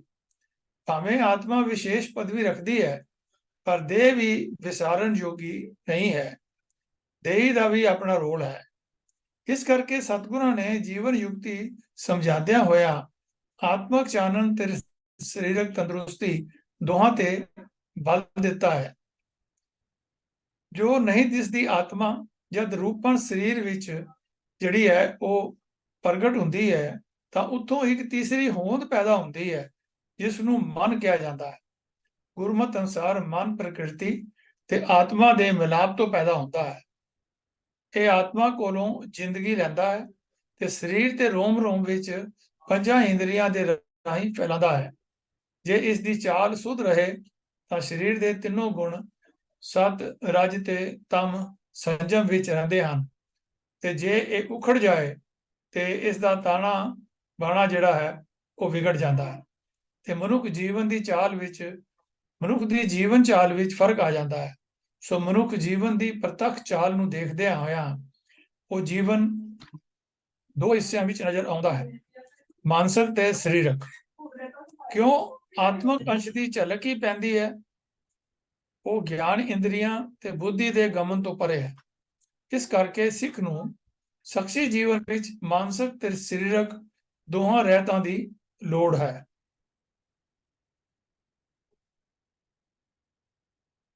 ਸ਼ਖਸੀ ਰਹਿਤ ਦਾ ਪਹਿਲਾ ਅੰਗ ਕੀ ਹੈ? ਉਹ ਹੈ ਮਾਨਸਿਕ ਰਹਿਤ। ਗੁਰਮਤਿ ਪ੍ਰਕਾਸ਼ ਤੋਂ ਪਹਿਲਾਂ ਮਨੁੱਖ ਨਿਯਮ ਨਿਜ਼ਾਮ ਵਿੱਚ ਸਰੀਰ ਤੇ ਕੁਝ ਚਿੰਤ ਧਾਰਨ ਕਰਾ ਦੇਣੇ ਹੀ ਇਸ ਗੱਲ ਦੀ ਨਿਸ਼ਾਨੀ ਸਮਝੇ ਜਾਂਦੇ ਸਨ ਕਿ ਮਨੁੱਖ ਸਹੀ ਜੀਵਨ ਮਰਿਆਦਾ ਵਿੱਚ ਪ੍ਰਵਿਰਤ ਹੋ ਗਿਆ ਹੈ। ਪਰ ਸਤਿਗੁਰਾਂ ਨੇ ਇਸ ਪੁਰਾਣੇ ਤਰੀਕੇ ਨੂੰ ਵੇਖ ਤੇ ਦੰਭ ਕਹਿ ਕੇ ਉਸ ਨੂੰ ਖੰਡਨ ਕੀਤਾ ਹੈ। ਉਹਨਾਂ ਦਾ ਖਿਆਲ ਹੈ ਕਿ ਇਸ ਦੰਭ ਨਾਲ ਲੋਕ ਤਾਂ ਪਤਿਆਏ ਜਾ ਸਕਦੇ ਹਨ, ਪਰ ਧਾਰਨ ਕਰਨ ਵਾਲੇ ਦਾ ਲੋਕ ਪਰਲੋਕ ਵਿਗੜ ਜਾਂਦਾ ਹੈ। ਇਸ ਲਈ ਸਤਿਗੁਰਾਂ ਨੇ ਇਸ ਦੇ ਐਨ ਉਲਟ ਮਰਿਆਦਾ ਥਾਪੀ ਤੇ ਫਰਮਾਇਆ ਕਿ ਸਿੱਖ ਪਹਿਲੇ ਮਾਨਸਿਕ ਰਹਿਤ ਰੱਖੇ, ਉਸ ਮਾਨਸਿਕ ਗੁਪਤ ਰਹਿਤ ਸੰਸਾਰ ਤੇ ਪ੍ਰਗਟ ਕਰਨ ਹਿਤ ਸਰੀਰਕ ਚਿੰਨ ਧਾਰਨ ਕਰੇ, ਤਾਂ ਕਿ ਦੁਨੀਆ ਦੇ ਮਨੁੱਖ ਉਹਨਾਂ ਚਿੰਨਾਂ ਨੂੰ ਦੇਖਦੇ ਹੀ ਸਮਝ ਜਾਣ ਕਿ ਉਹ ਸਿੰਘ ਤੇ ਉਸਦੇ ਜੀਵਨ ਤੇ ਨੇਕੀ ਤੇ ਸੰਸਾਰ ਸੇਵਾ ਦੀ ਪੱਕੀ ਆਸ ਜਿਹੜੀ ਹੈ ਉਹ ਕੀਤੀ ਜਾਂਦੀ ਹੈ। ਨਹੀਂ ਤਾਂ ਜਿਹੜੇ ਬਾਹਰ ਦੀ ਰਹਿਤ ਰੱਖਦੇ ਹਨ, ਅੰਦਰ ਰਹਿਤ ਨਹੀਂ ਹੈ, ਉਹਨਾਂ ਬਾਰੇ ਫਰਮਾਨ ਹੈ, ਭੇਖ ਦਿਖਾਏ ਜਗਤ ਕੋ ਲੋਗਨ ਕੋ ਬਸ ਕੀਨ, ਅੰਤਕਾਲ ਕਾਤੀ ਕਟਿਓ ਬਾਸ ਨਰਕ ਮੈਲੀ। ਇਸ ਕਰਕੇ ਪਹਿਲੀ ਰਹਿਤ ਮਾਨਸਿਕ ਰਹਿਤ ਹੈ। ਸਿੱਖ ਮਨ ਨੇ ਸਭ ਤੋਂ ਪਹਿਲਾਂ ਇਹਨੂੰ ਮੰਨਣਾ ਹੈ ਕਿ ਉਹ ਜੋਤ ਸਵਰੂਪ ਹੈ ਤੇ ਉਸ ਦਾ ਨਿਜ ਆਪਾ ਜਗਤ ਜੀਵਨ ਸ੍ਰੀ ਵਾਹਿਗੁਰੂ ਜੀ ਦੇ ਆਪੇ ਦੀ ਅੰਸ਼ ਹੈ। ਪਰ ਉਸ ਦੇ ਇਸ ਈਮਾਨ ਨੂੰ ਥਿੜਕਾਉਣ ਲਈ ਕਦਮ ਕਦਮ ਤੇ ਉਲਟ ਆਵਾਜ਼ਾਂ ਜਿਹੜੀਆਂ ਹਨ, ਮਾਇਕ ਜਿਹੜੀਆਂ ਸ਼ਕਤੀਆਂ ਹਨ, ਉਹ ਯਤਨ ਕਰਦੀਆਂ ਹਨ। ਇਸ ਕਰਕੇ ਉਸ ਨੂੰ ਆਪਣੇ ਨਿਸ਼ਚੇ ਨੂੰ ਦ੍ਰਿੜ ਕਰਨ ਲਈ ਸਦਾ ਆਪਣੇ ਸਹੀ ਸਰੂਪ ਸ੍ਰੀ ਵਾਹਿਗੁਰੂ ਜੀ ਦੀ ਯਾਦ ਕਰਨੀ ਚਾਹੀਦੀ ਹੈ, ਜੋ ਅਜਿਹਾ ਕਰਨ ਤੋਂ ਬਿਨਾਂ ਮਨੁੱਖਾਂ ਦੀ ਸੰਗਤ ਤੋਂ ਪੈਦਾ ਹੋਈਆਂ ਆਵਾਜ਼ਾਂ ਸਹੀ ਨਿਸ਼ਾਨਿਆਂ ਤੋਂ ਥਿੜਕਾ ਦੇਣਗੀਆਂ। ਇਸ ਲਈ ਗੁਰਮੁਖ ਹੋਇਆ ਹੀ ਇਹ ਨਿਸ਼ਚਾ ਦ੍ਰਿੜ ਰਹਿ ਸਕਦਾ ਹੈ ਤੇ ਸਤਿਗੁਰਾਂ ਰਾਹੀਂ ਜਾਗੇ ਹੋਏ ਨਵੇਂ ਮਨੁੱਖ ਨੇ, ਭਾਵ ਖਾਲਸੇ ਨੇ, ਇਹ ਦ੍ਰਿੜ ਕਰਨਾ ਹੈ ਕਿ ਉਹ ਖੁਦ ਅਮਰ ਹੈ, ਕਿਉਂ ਜੋ ਸਰਬ ਵਿਆਪਕ ਅਮਰ ਜੋਤੀ ਤੋਂ ਜਗੀ ਹੋਈ ਜੋਤ ਹੈ। ਇਹ ਨਿਸ਼ਚਾ ਤਾਂ ਹੀ ਪਰਪੱਕ ਰਹਿ ਸਕਦਾ ਹੈ ਜੇ ਉਹ ਇਸ ਪਦ ਦਾ ਸਦਾ ਸਿਮਰਨ ਕਰਦਾ ਰਹੇ। ਅਜਿਹਾ ਸਿਮਰਨ ਹੀ ਜੀਵਨ ਨੂੰ ਸਹੀ ਸਰੂਪ ਵਿੱਚ ਕਾਇਮ ਰੱਖ ਸਕਦਾ ਹੈ। ਜੇ ਇਹ ਗੱਲ ਭੁੱਲ ਜਾਏ, ਮਨੁੱਖ ਨਿਸ਼ਾਨੇ ਤੋਂ ਥਿੜਕ ਜਾਏ, ਤਾਂ ਜੀਵਨ ਸਿਖਰ ਤੋਂ ਹੁੰਦਿਆਂ ਹੋਇਆ ਵੀ ਥੱਲੇ ਡਿੱਗ ਪੈਂਦਾ। ਉਹ ਸਰਵੋਤਮ ਮਨੁੱਖ ਨਹੀਂ ਰਹਿੰਦਾ, ਉਸ ਦਾ ਇੱਜ਼ਤ ਨਹੀਂ ਰਹਿੰਦੀ, ਉਸ ਦਾ ਖਾਧਾ ਪੀਦਾ ਪਹਿਨਿਆ ਥਾਂ ਨਹੀਂ ਪੈਂਦਾ। ਉਹ ਉਸ ਰਾਹੀ ਵਾਂਗ ਹੁੰਦਾ ਹੈ ਜੋ ਮੰਜ਼ਲ ਦੇ ਰਾਹ ਵਿੱਚ ਹੀ ਜਿਹੜਾ ਹੈ ਕਿਸੇ ਤਰੀਕੇ ਨਾਲ ਭਟਕ ਜਾਂਦਾ ਹੈ ਤੇ ਠੱਗਿਆ ਜਾਂਦਾ ਹੈ। ਹੈ ਵੀ ਠੀਕ, ਮਨੁੱਖ ਮਨ ਜੇ ਆਪਣੇ ਸਹੀ ਸਰੂਪ ਤੋਂ ਭੁੱਲ ਜਾਏ ਤਾਂ ਫਿਰ ਉਸ ਦੀ ਜ਼ਿੰਦਗੀ ਕੇਵਲ ਪਸ਼ੂਆਂ ਵਾਂਗ ਹੀ ਖਾਣ ਪਾਣ ਤੇ ਸੌਣ ਦੀ ਹੀ ਰਹਿ ਜਾਂਦੀ ਹੈ। ਖਾਣਾ ਪੀਣਾ, ਹੱਸਣਾ ਸੌਣਾ, ਵਿਸਰ ਗਿਆ ਹੈ ਮਰਨਾ, ਨਾਮ ਵਸਾਰ ਖੁਆਰੀ ਕੀਨੀ, ਤ੍ਰਿਗ ਜੀਵਨ ਨਹੀਂ ਰਹਿਣਾ। ਉਹ ਸਹੀ ਅਰਥਾਂ ਵਿੱਚ ਪਸ਼ੂ ਹੀ ਰਹਿ ਜਾਏਗਾ, ਸਗੋਂ ਪਸ਼ੂ ਨਾਲੋਂ ਵੀ ਨੀਵਾਂ, ਕਿਉਂ ਜੋ ਪਸ਼ੂ ਤਾਂ ਫਿਰ ਵੀ ਖਾਣਾ ਖਾ ਕੇ ਆਪਣਾ ਕਰਤੱਵ ਪੂਰਾ ਕਰਦਾ ਹੈ, ਪਰ ਨਿਜ ਸਰੂਪ ਦੇ ਨਿਸ਼ਾਨੇ ਤੋਂ ਉਕਿਆ ਹੋਇਆ ਮਨੁੱਖ ਕਰਤੱਵਹੀਨ ਹੋ ਸਕਦਾ ਹੈ, ਉਹ ਪਸ਼ੂ ਤੋਂ ਵੀ ਨੀਵਾਂ ਹੋ ਜਾਂਦਾ ਹੈ। ਇਸ ਲਈ ਅੰਮ੍ਰਿਤਧਾਰੀ ਸਿੱਖ ਲਈ ਪਹਿਲੀ ਰਹਿਤ ਇਹ ਹੈ ਕਿ ਉਹ ਸਵੇਰੇ ਉੱਠੇ, ਇਕਾਗਰ ਚਿਤ ਪ੍ਰੇਮ ਸਹਿਤ ਆਪਣੇ ਨਿਜ ਸਰੂਪ ਸ੍ਰੀ ਵਾਹਿਗੁਰੂ ਦਾ ਧਿਆਨ ਧਰੇ, ਫਿਰ ਉਸ ਦੀ ਸਿਫਤ ਸਲਾਹ ਕਰੇ। ਇਹ ਜੀਵਨ ਦਾਤੀ ਯਾਦ ਸੰਧਿਆ ਸਮੇਂ ਤੇ ਸੌਣ ਵੇਲੇ ਵੀ ਜਾਰੀ ਰੱਖੇ। ਇਸ ਨਿਜ ਸਰੂਪ ਜਗਤ ਜੀਵਨ ਸ੍ਰੀ ਵਾਹਿਗੁਰੂ ਜੀ ਦੀ ਯਾਦ ਤੋਂ ਬਿਨਾਂ ਹੋਰ ਕਿਸੇ ਦਾ ਚਿੰਤਵਨ ਨਾ ਕਰੇ, ਕਿਉਂ ਜੋ ਸਾਰੇ ਉਸ ਤੋਂ ਨੀਵੇਂ ਹਨ। ਨੀਵੇਂ ਤਾਂ ਚਿਤਵਨ ਕਰਨਾ ਖੁਦ ਨੀਵੇਂ ਹੋ ਜਾਣ ਦੇ ਬਰਾਬਰ ਹੈ। ਸ਼ਲੋਕ ਮਹਲਾ ਪਹਿਲਾ ਮਾਝ ਕੀ ਵਾਰ ਵਿੱਚ ਸਤਿਗੁਰ ਫਰਮਾਉਂਦੇ ਹਨ ਪਹਿਲੇ ਪਾਤਸ਼ਾਹ, ਸੋ ਜੀਵਿਆ ਜਿਸ ਮਨ ਵਸਿਆ ਸੋਏ, ਨਾਨਕ ਅਵਰ ਨਾ ਜੀਵੈ ਕੋਏ। ਜੈ ਜੀਵੈ ਪਤ ਲੱਥੀ ਜਾਏ, ਸਭ ਹਰਾਮ ਜੇਤਾ ਕਿਛ ਖਾਏ। ਰਾਜ ਰੰਗ ਮਾਲ ਰੰਗ, ਰੰਗ ਰਤਾ ਨੱਚੈ ਰੰਗ, ਨਾਨਕ ਠੱਗਿਆ ਮੁੱਠਾ ਜਾਏ, ਬਿਨ ਨਾਵੇਂ ਪਤ ਗਿਆ ਗਵਾਏ। ਅਤੇ ਪਸ਼ੂ ਮਿਲੇ ਚੰਗਿਆਈਆਂ, ਖੜ ਖਾਵੇਂ ਅੰਮ੍ਰਿਤ ਦੇ, ਨਾਮ ਜੇ ਹੋਣੇ ਆਦਮੀ, ਤ੍ਰਿਗ ਜੀਵਨ ਕਰਮ ਕਰੇ। ਗੁਰਸਿੱਖ ਰਹਿਤ ਸੁਨੋ ਰਮੀਤ, ਪ੍ਰਭਾਤੇ ਉਠ ਕਰ ਹਿਤ ਚੀਤ। ਵਾਹਿਗੁਰੂ ਗੁਰਮੰਤਰ ਸੋ ਜਾਪ, ਕਰ ਇਸ਼ਨਾਨ ਪੜੇ ਜਪ ਜਾਪ। ਸੰਧਿਆ ਸਮੇਂ ਸੁਣੇ ਰਹਿ ਰਾਸ, कीर्तन कथा सुने रह रास। इन में नेम जो एक कराए, सो सिख अमरपुरी में जाए। ਰਹਿਤਨਾਮਾ ਭਾਈ ਨੰਦ ਲਾਲ ਸਿੰਘ ਜੀ। ਭਾਈ ਦੇਸਾ ਸਿੰਘ ਜੀ ਰਹਿਤਨਾਮੇ ਵਿੱਚ ਫਰਮਾਉਂਦੇ ਹਨ, ਵਾਹਿਗੁਰੂ ਨਿਤ ਬਚਨ ਉਚਾਰੇ, ਵਾਹਿਗੁਰੂ ਕੋ ਹਿਰਦੇ ਧਾਰੇ। ਸਿਮਰਨ ਨਾਲ ਮਨ ਰੋਸ਼ਨ ਹੁੰਦਾ ਹੈ, ਮਨ ਗਿਆਨਵਾਨ ਹੁੰਦਾ ਹੈ। ਰੋਸ਼ਨੀ ਵਿੱਚ ਵਹਿਮ ਭਰਮ ਸਾਰੇ ਹੀ ਦੂਰ ਹੋ ਜਾਂਦੇ ਹਨ। ਇਸ ਕਰਕੇ ਵਹਿਮੀਆਂ ਵਾਲੀ ਕਿਰਿਆ ਵੀ ਨਹੀਂ ਰਹਿਣੀ ਚਾਹੀਦੀ, ਕਿਉਂ ਜੋ ਇਸ ਕਿਰਿਆ ਦੇ ਅਧੀਨ ਹੋ ਮਨੁੱਖ ਇੱਕ ਨਿਸ਼ਾਨੇ ਤੋਂ ਉਖੜ ਥਾਂ ਥਾਂ ਤੇ ਭਰਮਿਆ ਹੋਇਆ ਟੱਕਰਾਂ ਮਾਰਦਾ ਫਿਰਦਾ ਹੈ, ਤੇ ਫਲ ਸਿਵਾਏ ਮਾਯੂਸੀ ਦੇ ਕੁਝ ਹੁੰਦਾ ਨਹੀਂ। ਇਸ ਲਈ ਸਿੰਘ ਲਈ ਵੀ ਇਹ ਪ੍ਰਥਮ ਰਹਿਤ ਕਹੀ ਗਈ ਹੈ ਕਿ ਉਹ ਆਪਣਾ ਜੀਵਨ ਹਰ ਸਵੇਰ ਸ੍ਰੀ ਵਾਹਿਗੁਰੂ ਨਾਮ ਸਿਮਰਨ ਤੋਂ ਸ਼ੁਰੂ ਕਰੇ, ਤੇ ਬਾਹਰਲੇ ਵਿਕਾਰਮਈ ਖਿਆਲਾਂ ਨੂੰ ਰੋਕਣ ਲਈ ਗੁਰਬਾਣੀ ਦੇ ਪਾਠ ਕਰਨ ਦਾ ਸਦਾ ਨੇਮ ਬਣਾਈ ਰੱਖੇ।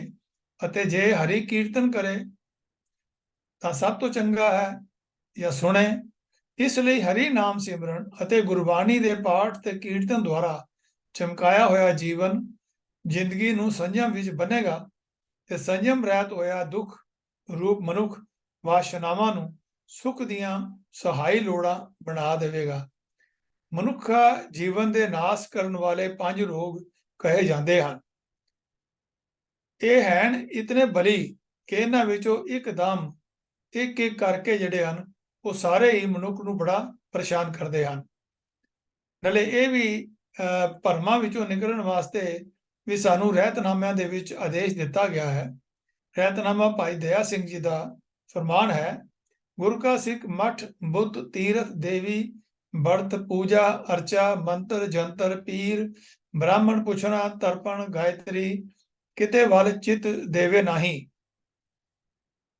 और नाल ही ये सानू फरमाया है कि दोए दर्पण देखे एक से अनूप रूप, दोए नाव पाव तरे उतरे नहीं पार है, दोए दिशा गए गहाए सह हाथ पांव टूटे, दुराहे दुचित होए भूल पगधार है, दोए रूप जाके नाव प्रजा ना सुखी बसा है, दोए पुरखन की ना कुल वधु नार है, गुरसिख होए आन देव सेव टेव गहे सहे, ਜਮ ਦੰਡ ਤ੍ਰਿਗ ਜੀਵਨ ਸੰਸਾਰ ਹੈ। ਇਹ ਭਾਈ ਗੁਰਦਾਸ ਜੀ ਦੇ ਬਚਨ ਹਨ। ਹਰ ਕੀਰਤ ਸਾਧ ਸੰਗਤ ਹੈ, ਗੁਰਬਾਣੀ ਦਾ ਫਰਮਾਨ ਹੈ, ਹਰ ਕੀਰਤ ਸਾਧ ਸੰਗਤ ਹੈ, ਸਿਰ ਕਰਮਣ ਕੇ ਕਰਮਾ, ਕਹੋ ਨਾਨਕ ਤਿਸ ਭਇਓ ਪ੍ਰਾਪਤ, ਜਿਸ ਪੂਰਬ ਲਿਖੇ ਕਾ ਲੈਣਾ, ਮ੍ਰਿਗ ਮੀਨ ਭ੍ਰਿੰਗ ਪਤੰਗ ਕੁੰਚਰ, ਏਕ ਦੋਖ ਵਿਨਾਸ਼, ਪੰਚ ਦੋਖ ਅਸਾਧ ਜਾਮੈ, ਤਾਂ ਕੀ ਕੇਤਕ ਆਸ। ਭਾਵ ਇੱਕ ਇੱਕ ਜਿਹੜਾ ਦੋਖ ਹੈ ਕਿਸੇ ਮਨੁੱਖ ਦੇ ਅੰਦਰ ਹੈ ਤੇ ਉਹ ਉਸ ਨੂੰ ਪਸ਼ੂ ਨੂੰ ਖਰਾਬ ਕਰ ਦਿੰਦਾ, ਉਹਦੀ ਜ਼ਿੰਦਗੀ ਨਸ਼ਟ ਹੋ ਜਾਂਦੀ ਹੈ। ਤੇ ਮਨੁੱਖ ਦੇ ਅੰਦਰ ਇਹ 5 ਵਿਕਾਰ ਹਨ, ਕਾਮ ਕ੍ਰੋਧ ਲੋਭ ਮੋਹ ਹੰਕਾਰ, ਤੇ ਉਹ ਤੇ ਥਿੜਕੇਗਾ ਜੇ ਇਹਨਾਂ ਦੇ ਉੱਪਰ ਉਹ ਕਾਬੂ ਨਹੀਂ ਪਾਉਂਦਾ ਹੈ। ਪਰ ਇਹਨਾਂ 5 ਹੀ ਰੋਗਾਂ ਨੂੰ ਗੁਰਮਤਿ ਅਨੁਸਾਰ ਧਾਰੀ ਹੋਈ ਰਹਿਤ ਗੁਨਾਹ ਵਿੱਚ ਬਦਲ ਦਿੰਦੀ ਹੈ। ਉਹ ਇਸ ਤਰੀਕੇ ਨਾਲ ਆਓ ਸਮਝੀਏ ਕਿ ਗ੍ਰਸਥ ਦੇ ਵਿਕਾਰ ਕੀ ਹਨ।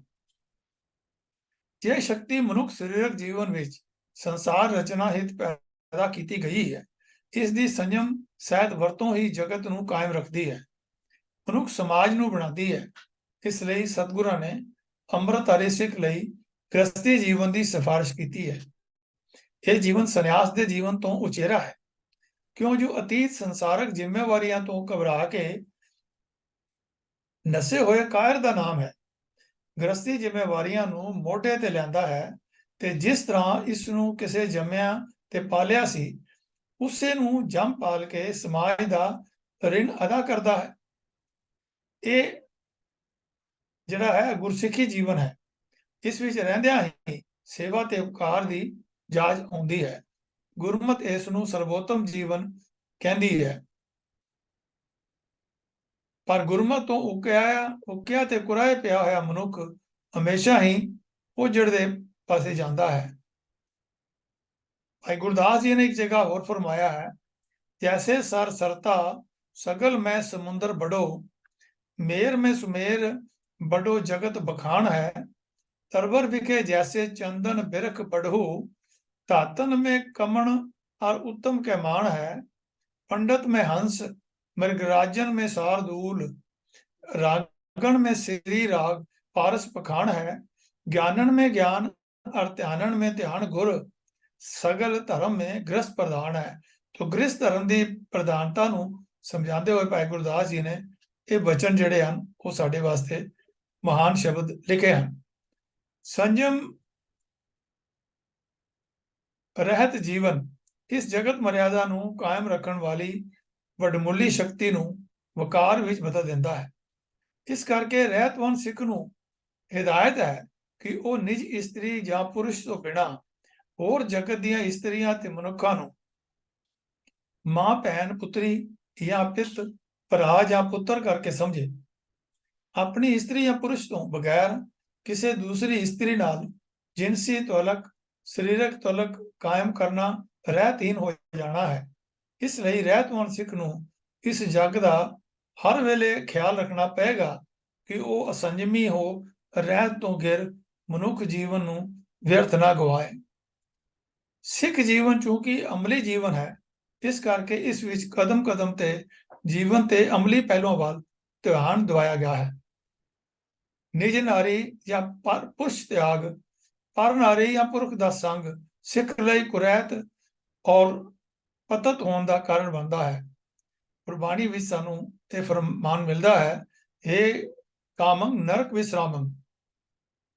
ਤੇ ਭਾਈ ਦੇਸਾ ਸਿੰਘ ਜੀ ਨੇ ਫਰਮਾਇਆ ਹੈ ਰਹਿਤਨਾਮੇ ਵਿੱਚ कि निज नारी के संग नेह तुम नित बढ़ाइयो, पर नारी की सेज भूल सुपने होना चाहिए।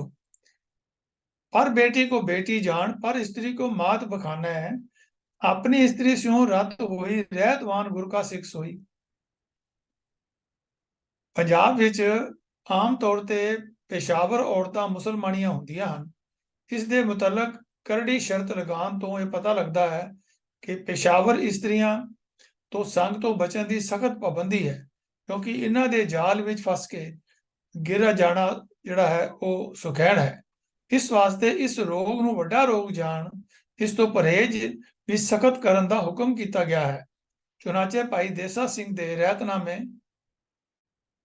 तो यह गल बिल्कुल स्पष्ट है कि मुसली डूमन दूती चली विचारन, ना जो फिरे अकेली, अवर जो आन वरण की नार, इन स्यों सिंह न करे प्यार। दूसरी गल ये भी सी कि इस किस्म दियां विचारन औरतां अपने जाल विच फसा बहुत वार कामत और मनुक्खां नूं मुसलमान मत विच भी जड़ियां वो कन्वर्ट करवा लैंदियां सी।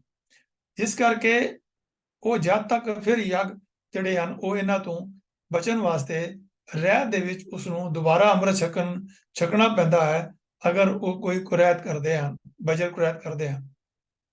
अगली गल है स्वै सत्कार ते हंकार। जीवन दे दो भेद हैं, एक है उस स्वै स्वरूप नूं जानना ते दूजा भुलेखे विच पै उसका झूठ मद पैदा कर लेना। सिख जीवन विच मनुख नूं जगत जीवन प्रभु दी जो दस्या गया है, इसलिए वो अपने नूं जितना भी उच्चा ते सुच्चा समझे उतना ही थोड़ा है। पर जद मनुख निज आपे नूं जगत जीवन की अंश जिहड़ा है वो समझदा है, तां ही उहदा जीवन जिहड़ा सकारता हो सकता है।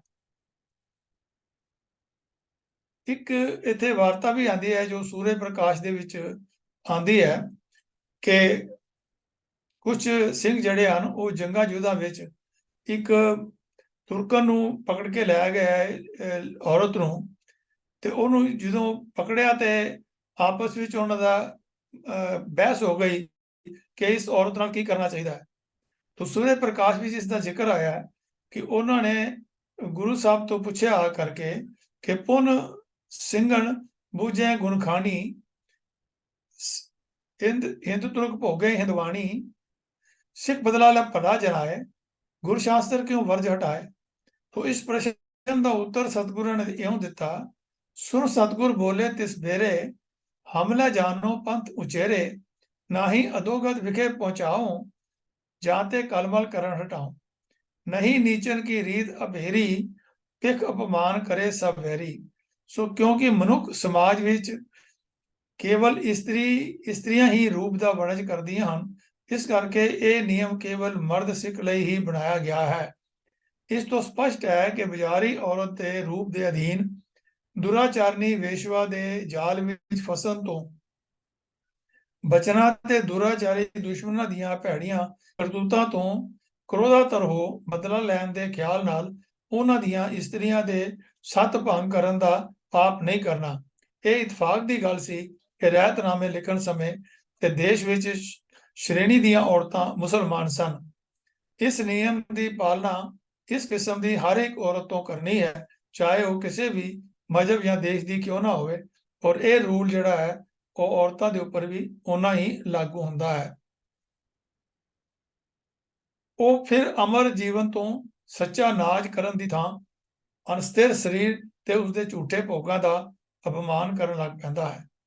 ਇਹ ਅਪਮਾਨ ਮਨੁੱਖ ਦੇ ਆਪਣੇ ਲਈ ਤੇ ਉਸਦੇ ਨਾਲ ਵਰਤਣ ਵਾਲੇ ਦੂਜੇ ਮਨੁੱਖਾਂ ਲਈ ਭਾਰੇ ਦੁੱਖਾਂ ਦਾ ਕਾਰਨ ਹੁੰਦਾ ਹੈ।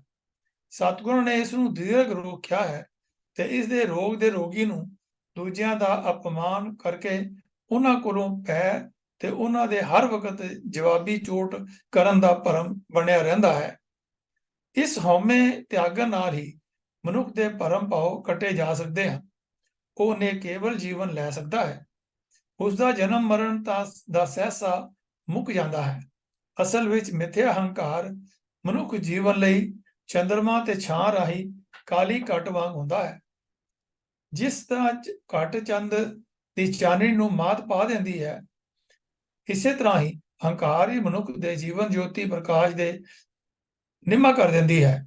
ਇਸ ਕਰਕੇ ਉਸਦੇ ਧੁੰਦਲੇ ਜੀਵਨ ਵਿੱਚ ਕਾਮ, ਕ੍ਰੋਧ, ਝੂਠ, ਨਿੰਦਾ, ਕਾਮਨਾ, ਮੋਹ ਤੇ ਮਾਇਆ ਦਾ ਲਾਲਚ ਆ ਜਾਂਦਾ ਹੈ। ਜੇ ਇੱਕ ਹੰਕਾਰ ਛੱਡ ਦੇਵੇ ਤਾਂ तमाम ਬੁਰਾਈਆਂ ਦੂਰ ਹੋ ਸਕਦੀਆਂ ਹਨ ਤੇ ਉਸ ਨੂੰ ਮਾਇਆ ਦੇ ਬਸਾਰੇ ਵਿੱਚੋਂ ਹੀ ਮਾਲਕ ਦਾ ਜਲਵਾ ਦਿਸ ਆਉਂਦਾ ਹੈ।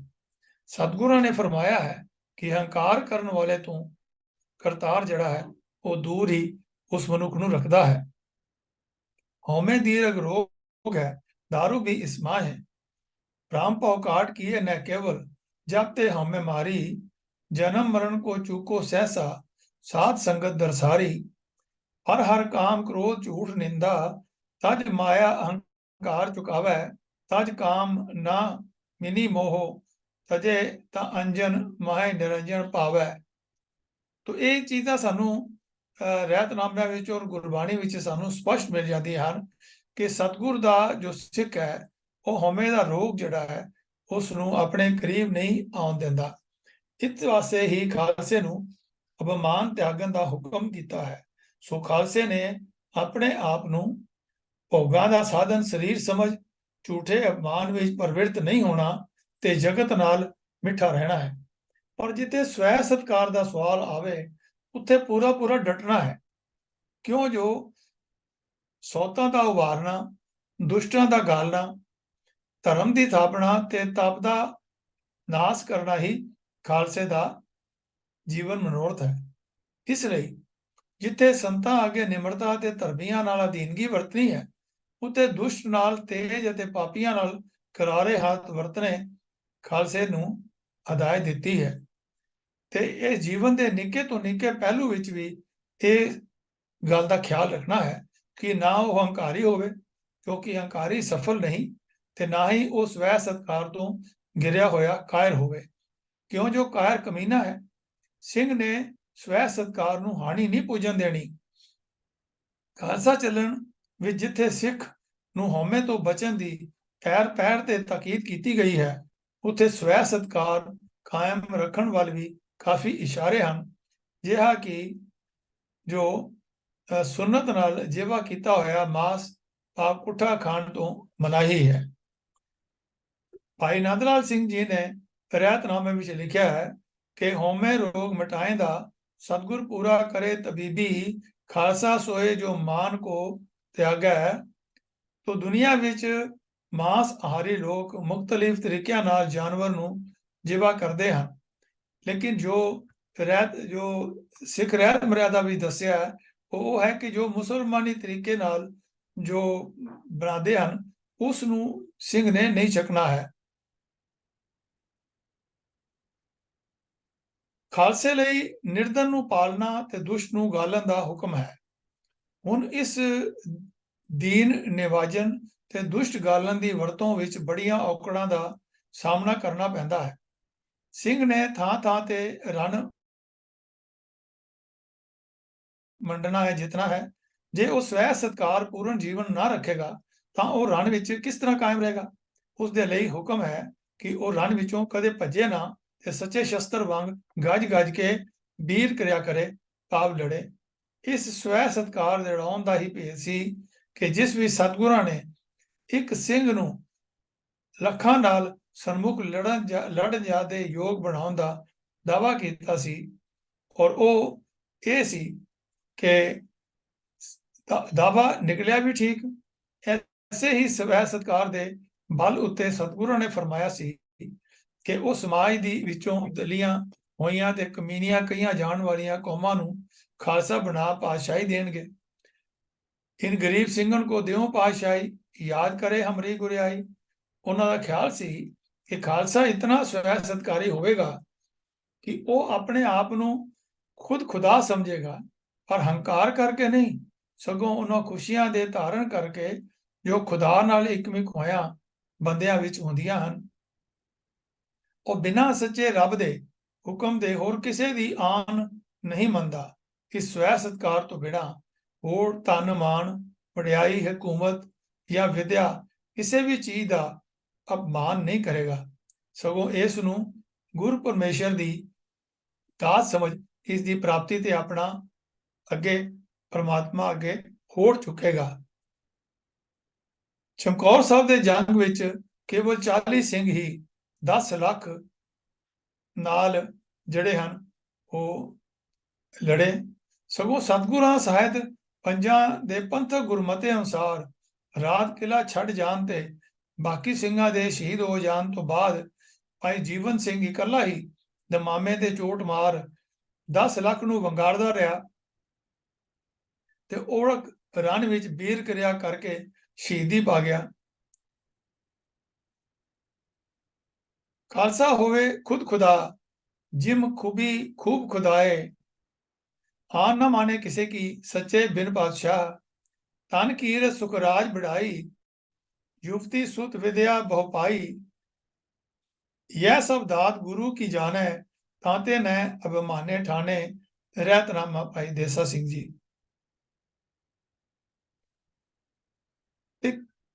ਇਹ ਫਿਰ ਜ਼ਰੂਰੀ ਹੈ ਕਿ ਜੋ ਮਨੁੱਖ ਨੇ ਦੂਜਿਆਂ ਦੇ ਮੋਢਿਆਂ ਤੇ ਭਾਰ ਹੋ ਜਾਂਦੇ ਹਨ ਤੇ ਕਿਸੇ ਦੇ ਆਸਰੇ ਪਲਣ ਵਾਲੇ ਸਵੈ ਸਤਕਾਰ ਤੇ ਸਨਮਾਨ ਨੂੰ ਖੋ ਬੈਠਦੇ ਹਨ। ਸਿੰਘ ਨੇ ਸਵੈ ਸਤਕਾਰ ਦਾ ਜੀਵਨ ਜੀਣਾ ਹੈ, ਇਸ ਲਈ ਉਹ ਕਿਸੇ ਦੇ ਆਸਰੇ ਪੰਨੇ ਨਹੀਂ ਰਹਿੰਦਾ। ਉਹ ਆਪਣੀ ਕਿਰਤ ਕਰਕੇ ਆਏਗਾ, ਕਿਉਂ ਜੋ ਉਹਦੇ ਜੀਵਨ ਦੀ ਜੁਗਤ ਵਿੱਚ ਸਵਾਦਲਾ ਜੀਵਨ ਜੀਣਾ ਹੈ। ਜੇ ਜੋ ਕੌਮਾਂ ਉਦਮੀ ਤੇ ਕਿਰਤ ਨਾਲ ਆਉਂਦੀਆਂ ਹਨ, ਉਹੀ ਜਗਤ ਦੇ ਵਿੱਚ ਸਤਕਾਰ ਭਰਿਆ ਆਜ਼ਾਦੀ ਦਾ ਜੀਵਨ ਬਸਰ ਕਰ ਸਕਦੀਆਂ ਹਨ। ਕਮਜ਼ੋਰ ਤੇ ਸੁਸਤ ਜਾਤੀਆਂ ਲੋਕਾਂ ਦੇ ਮੋਢੇ ਤੇ ਭਾਰ ਹੁੰਦੀਆਂ ਹੋਈਆਂ ਔੜਕ ਗੁਲਾਮ ਹੋ ਜਾਂਦੀਆਂ ਹਨ ਤੇ ਗੁਲਾਮੀ ਦਾ ਦਲਿਦਰੀਆ ਜੀਵਨ ਬਸਰ ਕਰਨ ਤੇ ਮਜਬੂਰ ਹੁੰਦੀਆਂ ਹਨ। ਤਦੇ ਹੀ ਸਤਿਗੁਰਾਂ ਨੇ ਸਿੱਖ ਨੂੰ ਕਿਰਤ ਕਰਨ ਦੀ ਤਾਕੀਦ ਕੀਤੀ ਹੈ। ਦੱਸਿਆ ਹੈ ਕਿ ਜਿਨ੍ਹਾਂ ਨੇ ਨਾਮ ਜਪਿਆ ਤੇ ਮੁਸ਼ੱਕਤ ਦੀ ਕਾਲ ਨਾ ਕਾਲੀ, ਉਹ ਆਪਣੇ ਹੀ ਮੂੰਹ ਉਜਲੇ ਕਰ ਗਏ, ਜਗਤ ਦੇ ਕਈ ਲੋੜਵੰਦਾਂ ਦੀ ਕਲਿਆਣ ਦਾ ਕਾਰਨ ਵੀ ਬਣੇ। ਅਸਲ ਵਿੱਚ ਕਿਰਤ ਕਰਨ ਤੋਂ ਬਗੈਰ ਜੀਵਨ ਸਫਲਤਾ ਹੋ ਹੀ ਨਹੀਂ ਸਕਦੀ, ਕਿਉਂ ਜੋ ਕਿਸੇ ਦੀ ਕਮਾਈ ਖਾਂਦਿਆਂ ਕੀ ਪਤਾ ਹੈ ਜੋ ਉਹ ਕਿਸ ਕਿਸਮ ਦੀ ਹੈ। ਕੱਪੜ ਤੇ ਦੁੱਧ ਨਾਲ ਕਮਾਈ ਦਾ ਹੋਕਾ ਪਾਣੀ ਪੀਣਾ ਚੰਗਾ ਹੈ। ਜੇ ਕਿਸੇ ਨੇ ਕੱਪੜ ਨਾਲ ਦੁੱਧ ਜਿਹੜਾ ਹੈ ਆਪਣੇ ਕੋਲ ਪੈਦਾ ਕੀਤਾ ਹੈ ਤੇ ਉਹ ਦੁੱਧ ਛਕਾਉਂਦਾ ਹੈ ਤੇ ਉਸ ਨਾਲੋਂ ਨੇਕ ਕਮਾਈ ਦਾ ਕੀਤਾ ਹੋਇਆ ਪੀਤਾ ਪਾਣੀ ਜਿਹੜਾ ਹੈ ਉਹ ਜ਼ਿਆਦਾ ਲਾਹੇਵੰਦ ਹੈ। ਕਿਰਤ ਦਾ ਸਾਗ ਤੇ ਕੱਪੜ ਦੀਆਂ ਸਵਾਦਿਸ਼ਟ ਭੋਜਨਾਂ ਨਾਲੋਂ ਜਿਹੜਾ ਹੈ ਉਹ ਸਾਗ ਖਾਣਾ ਜਿਹੜਾ ਹੈ ਉਹ ਬਿਹਤਰ ਸਮਝਿਆ। ਮਹਾਰਾਜ ਦਾ ਫਰਮਾਨ ਹੈ ਕਿ ਜਿਨੀ ਨਾਮ ਤੇ ਆਇਆ ਗਏ ਮੁਸ਼ਕਤ ਘਾਲ, ਨਾਨਕ ਤੇ ਮੁਖ ਉਜਲੇ ਕੀਤੀ ਛੁੱਟੀ ਨਾਲ। ਔਰ ਕਬੀਰ ਸਾਹਿਬ ਨੇ ਵੀ ਇਸ ਗੱਲ ਨੂੰ ਸਾਡੇ ਅੰਦਰ ਦੁਰਯੋਧਨ ਦਾ ਔਰ ਜ਼ਿਕਰ ਕੀਤਾ ਬਿਦਰ ਦਾ, ਤੇ ਉੱਥੇ ਫਰਮਾਇਆ ਉਹਨਾਂ ਨੇ ਕਿ ਰਾਜਨ ਕਹੋ ਤੁਮਾਰੇ ਆਵੈ, ਐਸੋ ਭਾਵ ਬਿਦਰ ਕੋ ਦੇਖਿਓ, ਉਹ ਗਰੀਬ ਮੋਹ ਭਾਵੈ। ਹਸਤੀ ਦੇਖ ਭਰਮ ਤੇ ਭੂਲਾ, ਸ੍ਰੀ ਭਗਵਾਨ ਨਾ ਜਾਣਿਆ, ਤੁਮਰੋ ਦੂਤ ਬਿਦਰ ਕੋ ਪਾਨੋ, ਅੰਮ੍ਰਿਤ ਕਰ ਮੈਂ ਮਾਨਿਆ। खीर समान साग मैं पाया, गुण गावत रहन बिहानी, कबीर को ठाकुर अनंत विनोदी, जात ना कहूं की मानी। दसां नोहां दी कमाई तो पैदा हुई कोदरे दी रोटी कपड़ दियां पूड़ियां तो अच्छी है। सतगुरु फरमांदे हन, जीवन दा सही राह पछानेगा ही ओ जो अपनी घाल करके खाएगा ते सगों किसे लोड़वंद नूं ही देगा। और ये भी फरमाया, काल खाए के हथों दे, नानक राह पछाने से। कि गुरमत दा मार्ग, गुरु नानक दा मार्ग वही पछानेगा ਜਿਹੜਾ ਕਾਲ ਖਾਏ ਤੇ ਫਿਰ ਹੱਥੋਂ ਵੰਡ ਕੇ ਛਕਣ ਦੀ ਜਿਹੜੀ ਗੱਲ ਹੈ ਉਹ ਵੀ ਕਰੇਗਾ, ਉਹੀ ਅਸਲੀ ਗੁਰੂ ਨਾਨਕ ਦੇ ਮਾਰਗ ਦਾ ਪੰਥੀ ਬਣੇਗਾ। ਤੇ ਪੁਰਾਣਾ ਇੱਕ ਇਹ ਵੀ ਖਿਆਲ ਸੀ ਕਿ ਕਿਰਤ ਕਰਦਿਆਂ ਹੋਇਆਂ ਨਾਮ ਨਹੀਂ ਜਪਿਆ ਜਾ ਸਕਦਾ, ਇਸ ਲਈ ਪ੍ਰਭੂ ਸਿਮਰਨ ਦੀ ਆਤਮਕ ਕਮਾਈ ਤੋਂ ਸਰੀਰ ਪਾਲਣ ਦੀ ਸਧਾਰਨ ਕਿਰਤ ਕੁਰਬਾਨ ਕਰ ਦੇਣੀ ਚਾਹੀਦੀ ਹੈ। ਪਰ ਗੁਰਬਾਣੀ ਵਿੱਚ ਇਸ ਖਿਆਲ ਨੂੰ ਕਬੀਰ ਜੀ ਦੀ ਜ਼ਬਾਨੀ ਨਾਮੇ ਤੇ ਤਲੋਚਨ ਦੀ ਗੱਲਬਾਤ ਵਿੱਚ ਗਲਤ ਦੱਸਿਆ ਗਿਆ ਹੈ। ਇਸ ਲਈ ਸਿੰਘ ਚੱਲਣ ਵਿੱਚ ਕਿਰਤ ਕਰਨ ਦੀ ਤਾਕੀਦ ਹੈ। ਸਤਿਗੁਰਾਂ ਨੇ ਜੀਵਨ ਨੂੰ 3 ਹਿੱਸਿਆਂ ਵਿੱਚ ਵੰਡਿਆ ਹੈ। ਆਓ ਇਸ ਤੋਂ ਪਹਿਲਾਂ ਅਸੀਂ ਜੋ ਨਾਮਦੇਵ ਦੇ ਤਲੋਚਨ ਦੀ ਵਾਰਤਾ ਹੈ ਉਸ ਦਾ ਆਪ ਨਾਲ ਸਾਂਝ ਪਾਈਏ ਕਿ ਨਾਮਾ ਕਾਲ ਖਾਏ ਕੇ ਹੱਥੋਂ ਦੇ ਨਾਨਕ ਰਾਹ ਪਛਾਣੇ ਸੇ ਦੀ ਗੱਲ ਕੀਤੀ ਹੈ। ਨਾਮਾ ਮਾਇਆ ਮੋਹਿਆ ਕਹੇ ਤਲੋਚਨ ਮੀਤ, ਕਾਹੇ छिपो छायले राम न लावो चीत। नामा कहे तलोचना मुक्ते राम संभाल, हाथ पांव कर काम सब चीत निरंजन नाल। कि हत्थां पैरां नाल काम कर पर चित जिहड़ा है वो परमात्मा दे सिमरन विच लगाई जा। और ये भी कहा भी सुस्ती नहीं पाउणी, ढिल्लड़ नहीं होना, उद्यम करना है। उद्यम करेंदिया जियो तू कुमावदिया सुख पहुंच, ध्यानदिया तू प्रभु मिल, नानक उतरी चिंत। और रहतवान गुरसिख है, जे कोई कर उपाय धन खाटे सोई। कि रहतवान गुरु का सिख वही है जो अपने हत्थां नाल अपने धन खट्टी करे, ताही कर करके निर्भय है, पूजा मूल ना कबू गए, और पूजा का धन कदे भी ना लवे। प्रेम सुमार्ग भी ये गल दसी गई है, 10 सिनक की जो कार कमावै, ता कर जो धन में आवै, तिस ते गुर दसवंत जो देही, ਸਿੰਘ ਸੂਝ ਬਹੁ ਜਗ ਮੈਂ ਲਹੀ। ਕਿ ਜਿਹੜਾ ਦਸਾਂ ਨੌਹਾਂ ਦੀ ਕਮਾਈ ਕਰਕੇ ਜੋ ਉਸ ਨੂੰ ਉਪਰੰਤ ਪ੍ਰਾਪਤ ਹੋਵੇ ਉਹਨਾਂ ਵਿੱਚੋਂ 10ਵਾਂ ਹਿੱਸਾ ਦਸਵੰਧ ਦੇ ਰੂਪ ਵਿੱਚ ਉਹ ਗੁਰੂ ਨੂੰ ਦੇਵੇ, ਉਹ ਤੇ ਹੀ ਗੁਰੂ ਦੀ ਖੁਸ਼ੀ ਜਿਹੜੀ ਹੈ ਉਹ ਪ੍ਰਾਪਤ ਉਸ ਨੂੰ ਹੋਏਗੀ। ਕਿਰਤ ਕਰਨ ਦੀ ਤਾਕੀਦ ਕਰਦਿਆਂ ਹੋਇਆਂ ਪੁਰਾਤਨਤਾ ਦੇ ਇਸ ਭਰਮ ਨੂੰ ਵੀ ਦੂਰ ਕੀਤਾ ਹੈ कि फलानी किस्म की किरत करनी चाहिए तो फलानी नहीं। सतगुरु साहब फरमाया है कि चोरी डाके आदि मंद कर्मां तो बिना खेती वणज शिल्प ते नौकरी मन भाउंदी करे, पर जे किरत करे ते करे दृढ़ हो के, ये लोड़ां वास्ते कीती हुई किरत ही भोगां दे वस होए पुरुष लई लोभ दा कारण बन जाती है। जे संयमी रहे तां इस तो बच सकता है, पर संयमहीन पुरुष किरती दी थां कपट करन लग पैंदा है। लोभ तो पैदा होया कपट सिक्खी विच सख्त मना कीता है।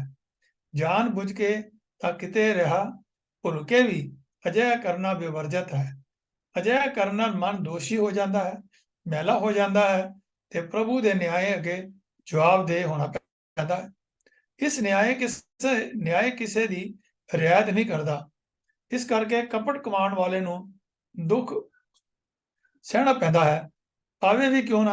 जब वो सतगुਰਾਂ ਦਾ ਮਾਰਗ ਛੱਡ ਕੇ ਉਹ ਜਿਹੜਾ ਰਾਹ ਪੈ ਗਿਆ ਤਾਂ ਧੱਕੇ ਤਾਂ ਆਪੇ ਖਾਣੇ ਹੀ ਹੋਏ। ਬੀਜਿਆ ਸੋ ਵੱਢਣਾ ਕੁਦਰਤ ਦਾ ਅਸੂਲ ਹੈ, ਜੋ ਬਿਕ ਬੀਜੇਗਾ ਉਹ ਬਿਕ ਵੱਢੇਗਾ। ਇਸ ਕਰਕੇ ਭਾਈ ਰਹਿਤਨਾਮਾ ਦੇਸਾ ਸਿੰਘ ਜੀ ਨੇ ਇਹ ਫਰਮਾਇਆ ਸੀ ਕਿ ਕਿਹੜਾ ਕੰਮ ਕਰਨਾ ਉਚਿਤ ਹੈ ਔਰ ਕਿਹੜਾ ਨਹੀਂ। खेती वनज या सिलप कमावै, आओ टहल जो मन में भावै। दृढ़ सोई कार कमावै, चोरी डाके कभू न जावै। भाव किरत जो करे सो धर्म की करे। सब तो उत्तम किरत सौदागरी है, उस ते खेती है। और जो चाकरी करे ता सिपाहीगिरी जैसे करे। जो बेपरवाह रहे और जो कुछ महीना होवे उस ऊपर संतोख करे। ऐसा औंस जमा जिसका चाकर होए, सो कहीं भेजे लड़ाई नूं तां उसमें अपनी मुराद जाने। सूरबीर होए रहे और कहीं जो लुट होवे तां लुटे नहीं। खर्च आमदनी ते कम करना, जो वधीक करेगा तां अंत नूं हैरान होएगा। ये वचन प्रेम सुमार्ग विच लिखे हैं। और गुरबाणी भी सानू ये ताकीद की जाती है कि मन मेरे भूले कपट ना कीजे, अंत नवेड़ा तेरे जी पै लीजे। कूड़ कपड़ कमावे महा दुख पावे, बिन सतगुर मग ना पाया। तो इन्हां दे त्याग ते मुतलक रहतनामा विच भी ताकीदी हुक्म दिते हुए हैं, जी आप जी नाल साझे कीते हैं। कपड़ दी किरत बहुत बुरी है, इस नाल मन मलीन हुंदा है। सिंह ने मन नूं उजला ही नहीं रखना, सगों उत्साह भरिया रखना है। ते उत्साह उद्यम तो ਹੁੰਦਾ ਹੈ, ਦਲਿਦਰੀ ਤੋਂ ਨਹੀਂ। ਦਲਿਦਰੀ ਦਾ ਵੱਡਾ ਕਾਰਨ ਕਾਲ ਤੋਂ ਡਰਦਿਆਂ ਹੋਇਆਂ ਕਿਸੇ ਦੇ ਮੋਢਿਆਂ ਤੇ ਬੋਝ ਹੋ ਰਹਿਣਾ ਹੁੰਦਾ ਹੈ। ਤੇ ਅਜਿਹਾ ਸੁਸਤ ਜੀਵਨ ਪੂਜਾ ਖਾਨ ਤੋਂ ਵਿਸ਼ੇਸ਼ ਕਰਕੇ ਪੈਦਾ ਹੁੰਦਾ ਹੈ। ਇਸ ਵਾਸਤੇ ਰਹਿਤਵਾਨ ਸਿੰਘ ਲਈ ਪੂਜਾ ਖਾਣੀ ਵੀ ਮਨਾ ਕੀਤੀ ਗਈ ਹੈ। ਭਾਈ ਗੁਰਦਾਸ ਜੀ ਨੇ ਤਾਂ ਇੱਥੋਂ ਤੱਕ ਲਿਖਿਆ ਹੈ ਕਿ ਜਿਸ ਤਰ੍ਹਾਂ ਪੁਰਾਣੇ ਮਤ ਮਤਾਂਤਰਾਂ ਵਿੱਚ ਖਾਸ ਚੀਜ਼ਾਂ ਖਾਣੀਆਂ ਵਿਵਰਜਿਤ ਸਨ, ਉਸੇ ਤਰ੍ਹਾਂ ਹੀ ਸਿੱਖ ਪੂਜਾ ਦੇ ਧਾਨ ਨੂੰ ਆਪਣੇ ਲਈ ਮਨਾ ਸਮਝੇ, ਕਿਉਂਕਿ ਜੋ ਇਹ ਸੁਸਤੀ ਨੂੰ ਵਧਾਉਂਦਾ ਹੈ। ਨਿਰਯਤਨ ਪ੍ਰਾਪਤ ਹੋਣ ਕਰਕੇ ਮਿੱਠਾ ਤਾਂ ਲੱਗਦਾ ਹੈ, ਪਰ ਹੈ ਅਸਲ ਖੰਡ ਵਿੱਚ ਲਪੇਟੀ ਹੋਈ ਜ਼ਹਿਰ, ਜੋ ਉਸ ਨੂੰ ਮਿਟਾ ਜੀਵਨ ਬੇਸਵਾਦਾ ਬਣਾ ਦਿੰਦੀ ਹੈ। ਤੋ ਇਸ ਲਈ ਰਹਿਤਨਾਮਿਆਂ ਵਿੱਚ ਵੀ ਇਸ ਦਾ ਜ਼ਿਕਰ ਹੁੰਦਾ ਹੈ। ਭਾਈ ਦੇਸਾ ਸਿੰਘ ਜੀ ਨੇ ਫਰਮਾਇਆ, ਵੱਡੀ लेकर न्याय ना करिए, झूठी साख कबू ना भरिए। कन्या का पैसा ना खाए, जुआ ना खेड़े। भाई चौपा सिंह जी। भाई देसा सिंह जी फरमाते हैं, धर्मसाल की चाक ना करनी, महादोख है गुर ना बरनी। जो मर्यादा हिंदुआ गौआ मास अखाज, मुसलमान सुरहों सुगंध व्याज। सौरा घर जवाई खानी मदराज, सया न खाई चूड़ा माया मोहताज। जो मिठे मक्खी मरे तिस होए अकाज, त्यों धर्मशाला दी झाक व्यो खंड पाज। तो इस ये उत्तम बीज अगर बीजांगे अपने जीवन विच भलाई दे ते चंगा फल मिलेगा। ते जे लोग कपट बीजांगे ते दुख भोगना पएगा।